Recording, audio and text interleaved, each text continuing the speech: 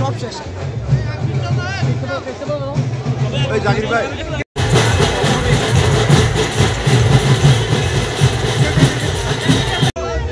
Mobile ছাড়া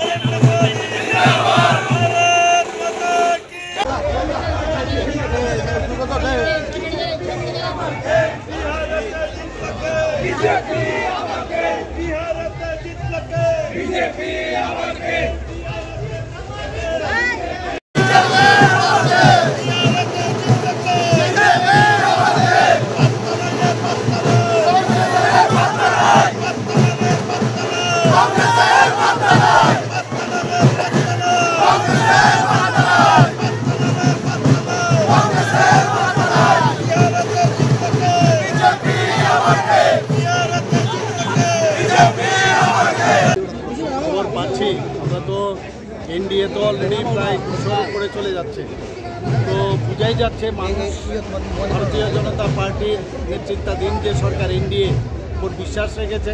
আমি এর কৃতিত্ব মাননীয় প্রধানমন্ত্রীজিকে আমি ধন্যবাদ দেব, আমি যে আমাদের নীতিশ কুমারজিকে আমি ধন্যবাদ দেব এবং একের পর এক ভারতীয় জনতা পার্টি যেভাবে জিত হাসিল করছে এবং অঙ্গ বঙ্গ এবং অঙ্গ এই 3 জায়গার মধ্যে আমরা দেখছি যে কলিঙ্গ তো আমরা জিতে নিয়েছি, আসাম অঙ্গ আমরা জিতে নিয়েছি, এখন বঙ্গ বাকি রয়েছে।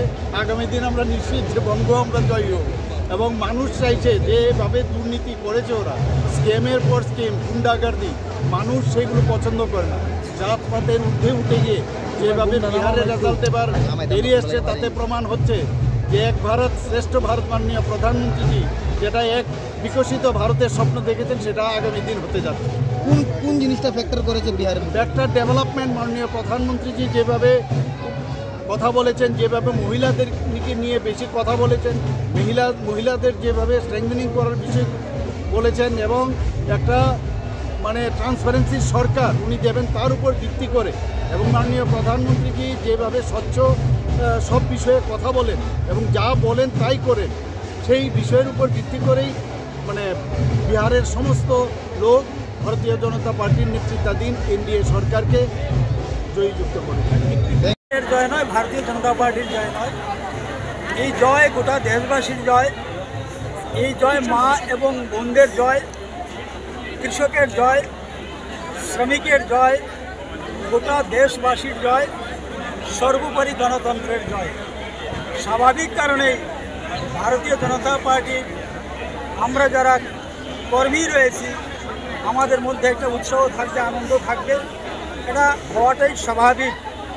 তার থেকেও বেশি আনন্দ আমাদের হচ্ছে যে ভারতবর্ষের মধ্যে যে টুকরো টুকরো গ্যাংগুলা যেইভাবে এই দেশের সংস্কৃতি, অর্থনীতি, এই দেশের সভ্যতাকে নষ্ট করার জন্য যারা দায়িত্ব নিয়ে সক্রিয়ভাবে সেই কাজ করে যাচ্ছে, আজকে তারা নিশ্চিহ্ন বিহার নির্বাচনে এবং নিশ্চিতভাবে আমরা বলতে পারি যে আগামী দিনে যে সকল নির্বাচন হবে, সে যে কোনো স্তরের নির্বাচন হবে, প্রত্যেকটা নির্বাচনে বিহারবাসীর মতো সারা দেশের মানুষ, প্রতিটি রাজ্যের মানুষ, মা বোনেরা এদেরকে এইভাবে জবাব দেবে। কারণ যারা এসআইআর নিয়ে বিরোধিতা করে,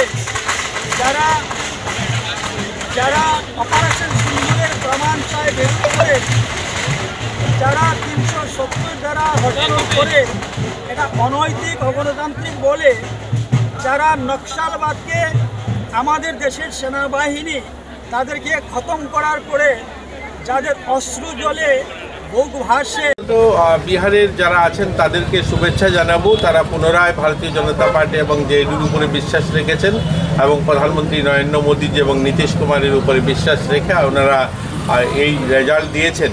আশাবাদী আমাদের আগামী যখন সরকার হবে তখন আরও বেশি বিহারের উন্নয়নের জন্য, বিহারের মানুষের জন্য, সেখানকার সাধারণ মানুষের জীবনমান বদলানোর জন্য কাজ করতে হবে। এখান থেকে রাজ্যের বিরোধীদের কি বলবেন? বিরোধীরা তো বহুত বিরোধীদেরকে বলবো, কয়েকদিন আগেই আমাদের জিতেনবাবু, যিনি সিপিএমের প্রমুখ নেতৃত্ব, তিনি একটা বক্তব্য বলছিলেন, শুনছিলাম যে বিহার থেকেই নাকি শুরু হবে বিজেপির বিদায় যাত্রা। তো আজকের রেজাল্ট ওনারা দেখেছেন, ওনারাই সেটাতে অনুমান করতে পারছেন যে গোটা দেশে কিভাবে বিজেপির পক্ষে রয়েছে মানুষ, কিভাবে সমর্থন যোগাচ্ছে। এখানে মিথ্যাচার বা এখানে মানুষকে ভুল বোঝানো, কিছু কুৎসা রটানো ছাড়া ওনাদের তো আর কিছু নেই।